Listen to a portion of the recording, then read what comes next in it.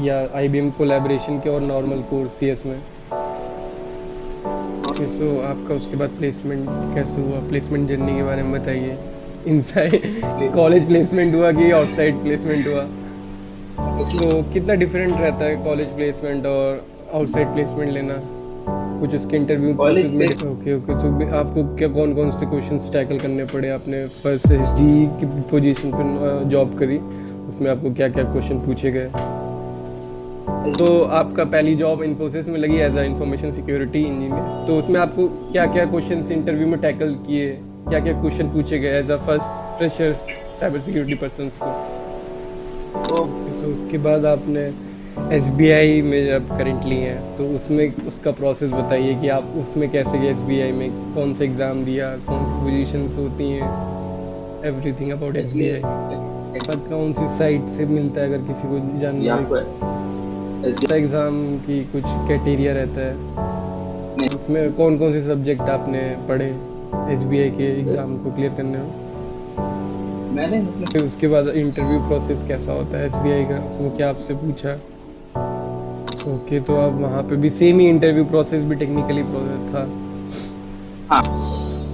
तो कोई एडवांटेज रहता है जो पहले से साइबर सिक्योरिटी में हो, या कोई भी बंदा जा सकता है? Hello guys, welcome to my channel. I am your host Nitish. I am a SOC analyst at Birlasoft. आज हमारे गेस्ट है Ashu. He is currently as assistant manager है एसबीआई में। तो आप इनकी जर्नी के बारे में जानेंगे, ये कहाँ से एसबीआई में क्या क्या प्रोसेस के थ्रू पहुंचे हैं। So hi Ashu, how are you? Please introduce yourself. Hi Nitish hi Nitish and hi peoples. My name is Ashu and I am currently an assistant manager in SBI, and my job profile is SOC analyst in SBI SOC. So मैं वैसे फरीदाबाद से belong करता हूँ। मेरा native place Bihar है, but मैं फरीदाबाद में ही मतलब मेरा बॉर्न एंड ब्रॉट अप हुआ है। तो मैंने स्कूलिंग वहाँ से करी है, फिर बाकी कॉलेज वगैरह, और फिर अब मैं क्या कहते हैं फ्रेंडली में मुंबई में जॉब करता हूँ इन एसबीआई। सो आपका इंटरेस्ट कैसे बना इस फील्ड में? इस फील्ड में एक्चुअली जब हम लोग कॉलेज के जब इसके लिए गए थे हम लोग, क्या कहते हैं उसके, जब कॉलेज में एडमिशन लेने गए थे तो वहाँ पे क्या कहते हैं, जब उसका वो चल रहा था ओरिएंटेशन वगैरह चल रहा था, हाँ?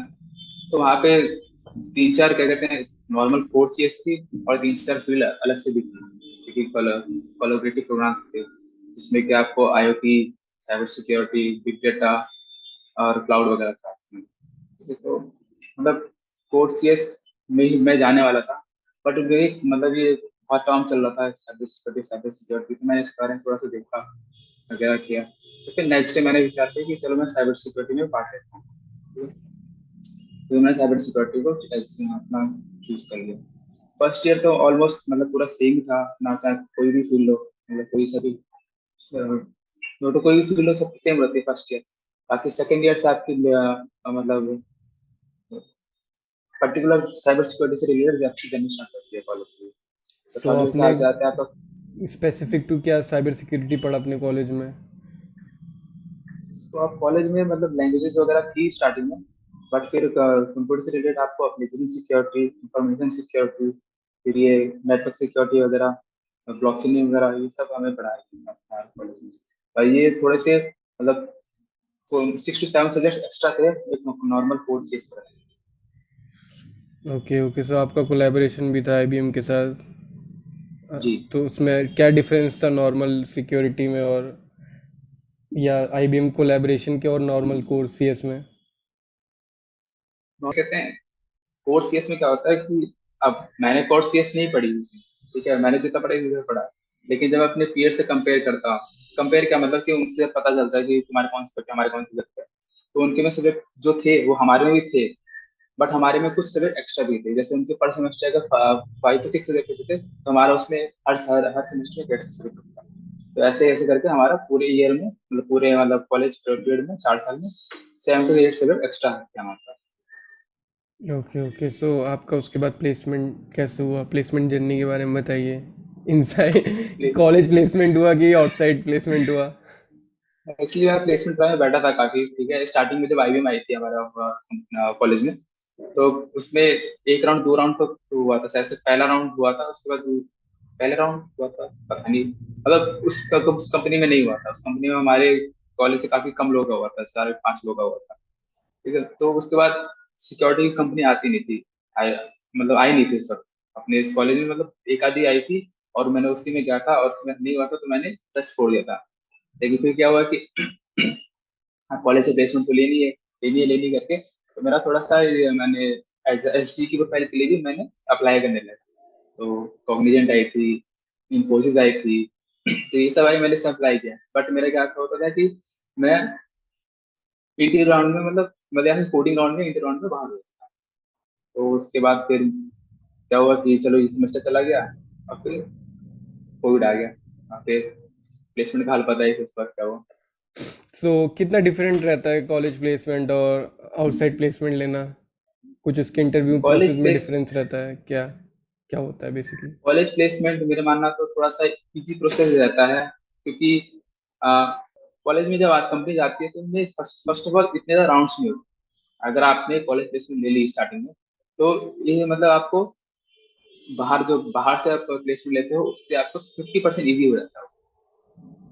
50 to 40% ईजी हो जाता है वो आपका प्रोसेस, क्योंकि उसमें जो स्टेप्स है ना, वो राउंड्स वो थोड़े कम हो जाते हैं, तो आप जल्दी उसको हो जाता है।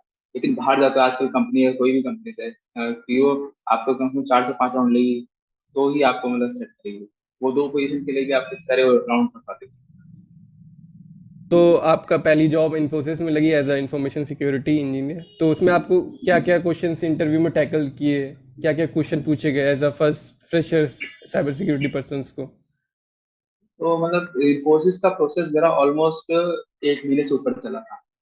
मतलब दिसंबर में इनका पहला सबसे पहले टेस्ट हुआ था, ठीक है, एफटी वगैरह। उसके बाद फिर ऑलमोस्ट 20 डेज के बाद मेरा वो पेपर हुआ था, टेक्निकल पेपर हुआ था। टेक्निकल पेपर में सारी की सारी चीजें इंफॉर्मेशन सिक्योरिटी से रिलेटेड पूछी गई थी, मतलब साइबर सिक्योरिटी एंड ऑल। वो भी एमसीक्यू थे, ठीक है। और उसके बाद फिर 2 हफ्ते बाद मेरा इंटरव्यू। वो बेसिक क्वेश्चन ही पूछते हैं, मतलब वो जो इंटरव्यू था एज अ फ्रेशर ही था। मतलब वो ऐसा भी नहीं था कि एकदम कि आपको एक्सपीरियंस के लिए लिए हैं।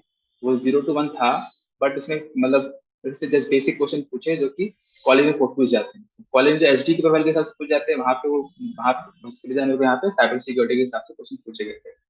तो बेसिकली मैं सिक्योरिटी प्लस कर रहा था उससे पहले। तो मैंने सिक्योरिटी प्लस बुक पढ़ी थी। मैंने सर्टिफिकेशन नहीं किया उसका आज तक, बट मैंने उसको 2 से 3 बार गो थ्रू हो चुका हूँ उस चीज से। तो मेरे को ईजी समझ है कि अगर आपको एज ए फ्रेशर, अगर आपको इंफॉर्मेशन सिक्योरिटी डोमेन में जाना है, साइबर सिक्योरिटी डोमेन में जाना है, तो सिक्योरिटी प्लस इज लाइक मतलब बहुत अच्छी बुक है वो। मतलब इजी इजी टू गो है, और सर्टिफिकेट कर लोगे तो आपको इजीली 2 से 3 साल का एक्सपीरियंस वो दे देगा आपको। मतलब एज एक्सपीरियंस दे देगा आपका, एक्सपीरियंस जा सकते हो किसी कंपनी में उसको ले, अगर आप फ्रेशर हो। ओके ओके, तो उसके बाद आपने एसबीआई में जब करेंटली हैं तो उसमें उसका प्रोसेस बताइए कि आप उसमें कैसे गए, एसबीआई में कौन सा एग्ज़ाम दिया, कौन सी पोजीशंस होती हैं, everything about actually SBI. Actually हुआ क्या था ना, कि जो मेरा क्या कहते हैं, इन्फोसिस का इंटरव्यू था और एसबीआई का जो पेपर था, उसमें सिर्फ 2 दिन गया था। मतलब मेरा 30 जनवरी को मेरा इन्फोसिस का इंटरव्यू हुआ था, और 2 फरवरी को मेरा एसबीआई का पहला पेपर था। ठीक है। तो एक्चुअली हुआ ये था कि जो मैं इन्फोसिस के लिए मैंने मतलब पढ़ा था मैंने, तो वही मेरे को वहां पे भी आया था। और एफटी तो मेरी मतलब ठीक ठाक थी, और जो इनका, और एसबीआई में भी 2 पेपर होते हैं, एक होता है प्री, एक होता है मेंस। तो मतलब प्री मतलब आपका ये सब होता है, इसमें एफटी वगैरह आती है, जो लॉजिकल रीजनिंग है ना, ये पेपर क्वालिफाई होता है। इसको क्वालिफाई करोगे, और ये क्वालिफाई करोगे तभी आपका मेंस पेपर चलता है। भले आपने मेंस कितना भी अच्छे से कराओ, टेक्निकल पेपर आपने कितना भी अच्छे मेंस से में नहीं कौन दिया हो, कौन से सब्जेक्ट, कौन सा एग्ज़ाम होता है बेसिकली एसबीआई का जो आपने दिया है? आपका अच्छा उसका एग्जाम का नाम होता है, मतलब एससीओ प्रोफाइल कहते हैं इसको, स्पेशलिस्ट कैडर ऑफिसर। ये कहाँ, कौन सी साइट से मिलता है अगर किसी को ये जानना हो? आपको एसबीआई करियर की वेबसाइट पे आपको आराम से नोटिफिकेशन मिलती है। वो हर साल आता है एग्ज़ाम की कुछ क्राइटेरिया रहता है?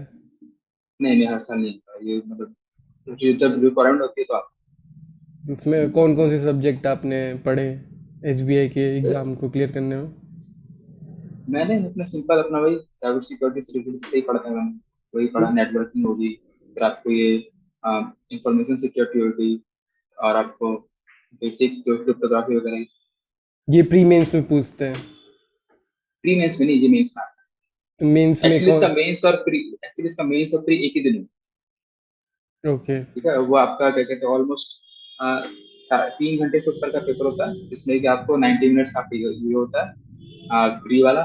फिर क्या कहते हैं इसमें कि आपको ये क्वालिफाई पेपर होता है, जिसमें कि एफसी, रीजनिंग, इंग्लिश वगैरह आता है। उसके बाद थोड़ी देर मतलब उसके बाद डायरेक्टली आपका टेक्निकल आता है।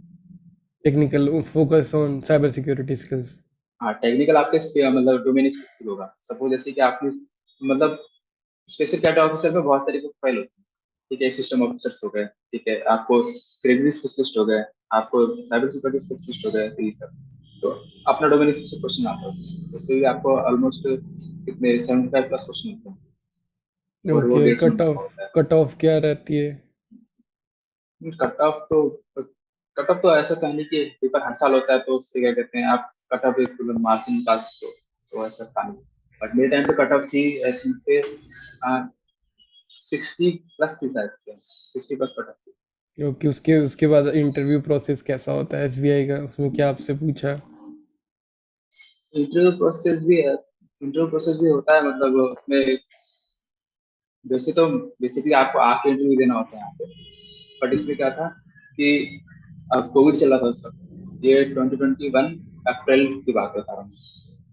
हाँ, तो कोविड चल रहा था उसमें अच्छा खासा, तो ये वीडियो कॉन्फ्रेंसिंग हुई थी मेरा। दिल्ली में मैं गया था वहाँ पे, वो भी आपको जाना पड़ता है, दिल्ली में गया था मैं, लेकिन इंटरव्यू प्रोसेस पूरा दिल्ली मुंबई में से कहाँ होता पे आप गए थे? है।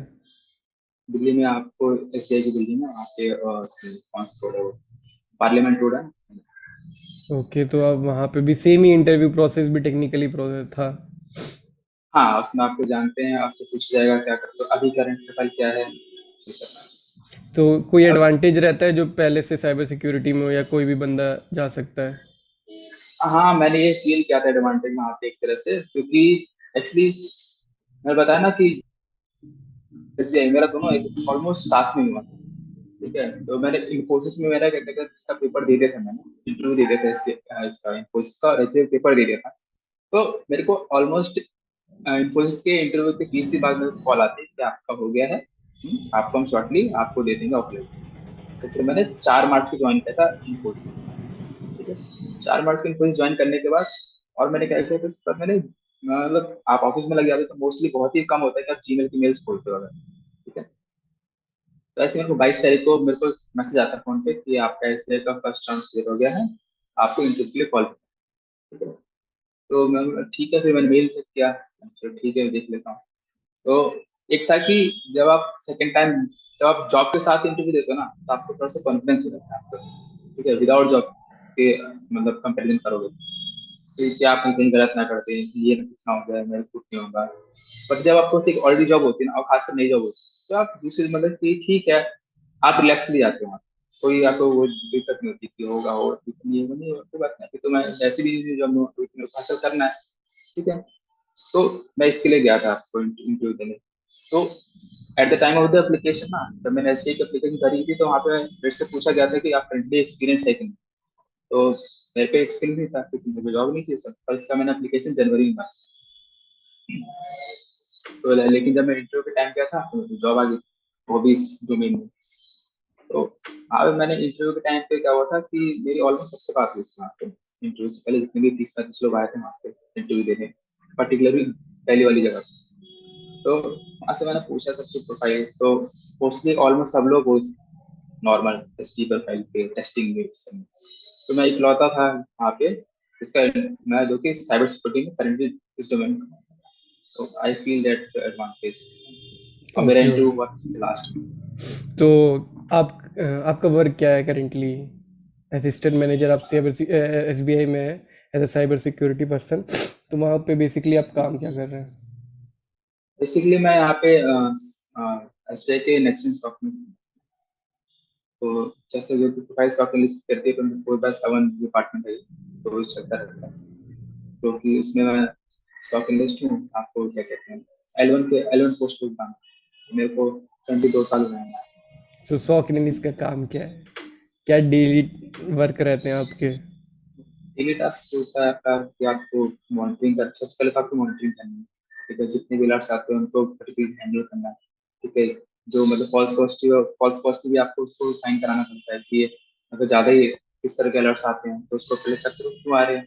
अगर जेन्युइन रीजन है और वो जैसे कि दिन में 1 या 2 बार आते हैं या फिर मतलब कम आते हैं तो उसको ठीक है, लेकिन ज्यादा आ रहे हैं क्यों आ रहे हैं, किस रीजन से आ रहे हैं, तो उसको उसका क्या कहते हैं रूट कॉज निकालो। अगर वो किसी मतलब अगर ऑपरेशन के थ्रू आते हैं जो कि जेन्युइन ऑपरेशन, तो आप उसको एज क्या कहते हैं उसको क्या कहते हैं अगर जेन्युइन है और वो मतलब वैसे ही आ रहे हैं तो उसको एज फाइन करा सकते हैं उस रूल को हम लोग। ओके ओके, सो ये वर्क होता है। कल्चर कैसा है एसबीआई में? पर कल्चर यहाँ पे काफी सही है, मतलब कोई आपको दिक्कत दिक्कत नहीं है।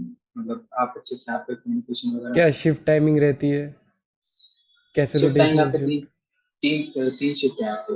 हाँ, morning shift 7 to 3, evening shift 3 to 11 and night shift. So आपने कौन कौन से सर्टिफिकेशन किए हुए हैं? सर्टिफिकेशन ज़्यादा इंपॉर्टेंट है कि एक्सपीरियंस? तो आप इसके बारे में कुछ बताएं।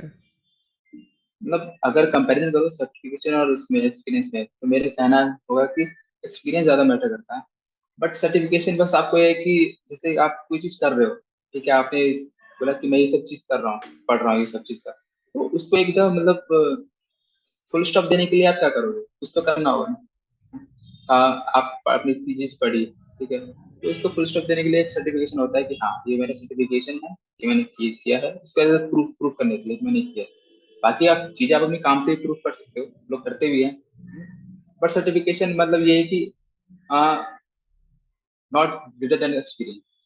अब ये भी नहीं कि सिर्फ आप सर्टिफिकेशन कर लो दुनिया भर के, लेकिन आपको मतलब जो आपने सर्टिफिकेशन किया उससे मतलब उसका कोई आपके डेली मतलब ऑफिस वर्क में कोई काम नहीं है, उसको कोई मतलब नहीं। ओके ओके, सो आपने कौन कौन से सर्टिफिकेशन किए हुए हैं?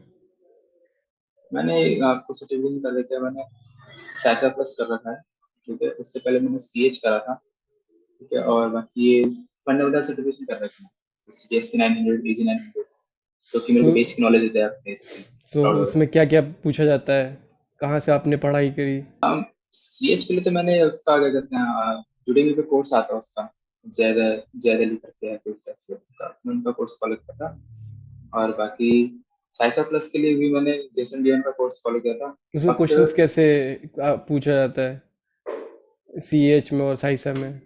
क्वेश्चंस किस टाइप के आते हैं, एग्जाम पैटर्न कुछ बता सके तो। सीएच में तो एमसीक्यू बेस्ड होता है, मतलब दोनों ही पेपर एमसीक्यू बेस्ड होते हैं, ठीक है। और सीएच आपको क्या कहते हैं अभी एडवांस लेवल में सीएच के दो पेपर होते हैं, एक होता है नॉलेज बेस्ड होता है, प्रैक्टिकल बेस्ड होता है, तो मैं नॉलेज बेस्ड वाला दिया था, ठीक है, तो उतना मतलब हार्ड नहीं था, ठीक है। और और वो क्या कहते हैं 0 to 2 ईयर एक्सपीरियंस वाले भी दे सकता है, या फिर जो न्यू है वो जो फ्रेशर है वो भी सीएच दे देते हैं, उसमें कोई वो नहीं। साइसा प्लस के लिए आपको एक्सपीरियंस मांगता है, लेकिन 2 to 4 ईयर्स एक्सपीरियंस रिकमेंड करता हूँ, बट वो भी आप दे सकते हो, लेकिन इससे पहले मेरे साथ साइसा प्लस तो ज्यादा बेटर रहेगा, अंडरस्टैंडिंग ज्यादा बेटर होगी। तो हालांकि मैंने साइसा प्लस डायरेक्टली दे दिया, बट मेरे को वैसे मैंने सोच रहा था कि मतलब मेरे को मानना था कि सिक्योरिटी प्लस में कर लेता तो मेरे को और इजी पड़ जाता, क्योंकि मेरे को क्या कहते हैं क्वेश्चंस के वो पता लग जाते हैं, लेवल्स पता चल जाते हैं। साइसा प्लस में सिक्योरिटी प्लस मैंने 2 3 बार पढ़ा, ठीक है, बट मैंने उसका सर्टिफिकेशन कभी दिया नहीं। तो मैं सोचा कि अब मुझे जब इस क्या कहते हैं इस फील्ड में 2 साल से ऊपर हो चुका है, तो मैं क्यों ना डायरेक्टली साइसा प्लस दे दूं। क्योंकि ओके सिक्योरिटी प्लस मोस्टली लोग इसलिए करते हैं कि उनको इस फील्ड में आ जाएंगे, ये सीएच हो गया, ये सिक्योरिटी प्लस हो गया, ये वाले सर्टिफिकेशन है ताकि आप इस फील्ड में आ जाओ। और इस फील्ड में काम करते हुए आपको मतलब थोड़ा सा एडवांस सर्टिफिकेट लेना है तो साइसा प्लस गुड है। और साइसा प्लस प्योरली मतलब मुझे लगता है कि जो भी मैंने पढ़ा वो प्योरली मेरे को मेरा शौक के हिसाब से लगा। उसमें सारी चीज शौक में जो जो चीजें होती है सब कुछ वो सब मिल जाएगा साइसा प्लस में। ओके ओके, सो उसके बाद आपने माइक्रोसॉफ्ट के कौन कौन से सर्टिफिकेशन किए? वो कितना डिफरेंट रहता है या कितना इजी रहता है? कहाँ से पढ़ा आपने? माइक्रोसॉफ्ट का जो मैंने सर्टिफिकेशन किया है वो फंडामेंटल लेवल ही किया है मैंने, दो, एक एज्योर AZ 900 और एक माइक्रोसॉफ्ट सिक्योर हम्म, SC 900। तो ये भी बेसिक लेवल पे थी, मतलब अगर आप साइसा प्लस कर रहे हो जब सिक्योरिटी प्लस कर रहे हो तो SC 900 तो आपको इजीली निकल जाएगा। बेसिकली वो क्या होता है वो सर्टिफिकेशन वो होते हैं क्या कहते हैं उस वर्ड प्रोप्राइटरी, वो प्रोप्राइटरी सर्टिफिकेशन। और साइसा प्लस है और सिक्योरिटी प्लस वगैरह है, इस पे वो क्या कहते हैं जनरल, ये इंडिपेंडेंट कोई ऑर्गेनाइजेशन के। प्रोप्राइटरी है, independent organisation. Okay okay. So आप कौन कौन से रिसोर्स फॉलो करते हो नई नई चीज़ों को लर्न करने के लिए? कोई न्यूज़ जर्नल? मैं मैं रिव्यू करने के लिए आपको जैसे कोई भी चीज़ पढ़नी होती है तो मैं यूट्यूब पे चल जाता हूँ, वीडियो मिल जाती है, फिर मैं यूट्यूब फॉलो करता हूँ। हाँ, ओके। कौन कौन सी कॉन्फ्रेंसेस आपने अटेंड करी? कितना इम्पोर्टेंट होता है कॉन्फ्रेंस अटेंड करना, या कुछ नॉलेज शेयरिंग होती है उससे कि नहीं? कॉन्फ्रेंस मैंने 2020 में नलपन अटेंड की थी और वो भी काफ़ी अच्छी थी। बाकी हमारे क्या कहते हैं ऑफिस भी हमको मतलब अलग अलग जगह पे ट्रेनिंग कराते रहता है, जैसे स्प्लंग वगैरह की ट्रेनिंग होगी। ठीक है, तो ट्रेंड मैनेजर कॉन्फ्रेंस में गया था मैं। ठीक है। और फिर ऐसे एक आईडिया भी होती है, मतलब वो बैंकिंग के, बैंकिंग को इसमें सारे बैंक आते हैं आपको, जितने भी ऊपर नेशनलाइज बैंक है उनकी ट्रेनिंग होती है वहाँ। तो सब ट्रेनिंग, तो ट्रेनिंग भी जरूरी है और कॉन्फ्रेंस भी अटेंड करना जरूरी है कि आपको पता चलता है कि इस फील्ड में इस ऑर्गेनाइजेशन में क्या क्या चीज़ें हैं आजकल। Okay okay. सो सो वो कौन कौन सी चीज़ें हैं सिक्योरिटी में जो एक बिगिनर्स को आनी ही चाहिए? एज अ रोड मैप आप बता सको कि भाई ये चीज़ें तो तुमको आनी चाहिए अगर आप सिक्योरिटी फील्ड में आ रहे हो। तो सबसे पहले तो आपकी रूट जो बेस होता है ना, बेस स्ट्रांग है। अब आप ये सोचो है कि क्या कहते हैं सिक्योरिटी फील्ड में जाना है तो मैंने बड़ी बड़ी टर्म्स पढ़ ली, तो ये क्लाउड एंड और ये सब बिग डेटा ये सब पढ़ लिया मैंने सिक्योरिटी से रिलेटेड, तो ऐसे नहीं होगा। आपको बेसिक लेके चलना पड़ेगा, उसमें बेसिक आती है सबसे पहले नेटवर्क, और नेटवर्क प्रोटोकॉल्स की बहुत ज़्यादा जरूरत होती है। तो अगर आप जैसे आपको सिक्योरिटी प्लस करना है डायरेक्टली, तो इससे पहले आप एक उसका नेटवर्क प्लस आता है एन प्लस, वो पढ़ लो। वो आपको उसको एकदम डीप डाइव नहीं करना, लेकिन वो पढ़ लोगे तो आपको सिक्योरिटी प्लस ईजी होगा। तो मेरे हिसाब से नेटवर्किंग ही मतलब मेन रूट है आपको cyber security. Okay okay. So thank you so much Ashu, आपने इतना वैल्यूबल टाइम हमको दिया और इतनी सारी नॉलेज शेयर करी। Thank you.